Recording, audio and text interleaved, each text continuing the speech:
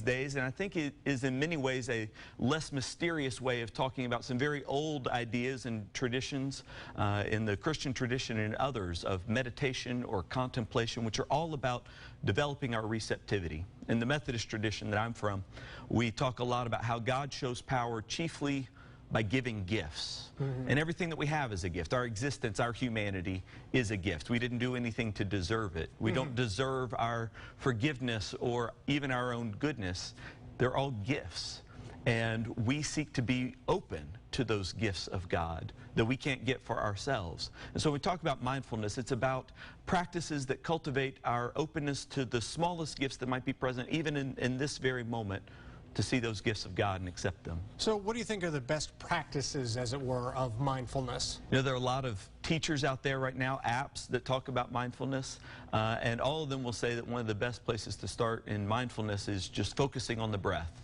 If I can close my eyes and take a few minutes and just feel my breath, not try to measure it, to regulate it, but just feel it, be attentive to it, then I can be more attentive in other places and maybe even give better attention to my neighbor.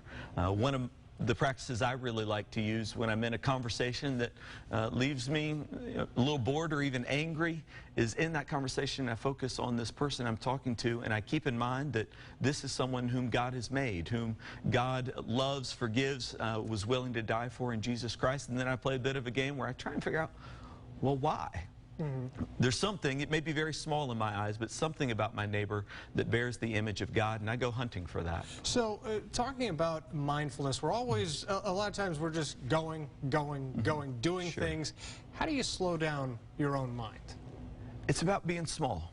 Going small, focusing on something small and giving it your full attention. So that could be the breath, starting with the breath and just, can I feel every bit of this breath, feel it in every bit of my body. But going small can also mean focusing on just one thing about the person that you're talking to. It might just be the tone of their voice or some aspect of how they hold themselves. But can you focus on one small thing, give it your full attention? When you're overwhelmed by a project, finding that one task that you can give that full attention to something small that allows us to develop our attention and maybe pay attention to bigger things once we've developed it in that small place. That really helps us slow down. And just a reminder, we want to go back over the plug a bit. The Dill Lecture Series will be September 22nd at 5:30 at Dauphin Way, UMC. It's free, open to the public. Host of On Being, Krista Tippett, will be the guest this year.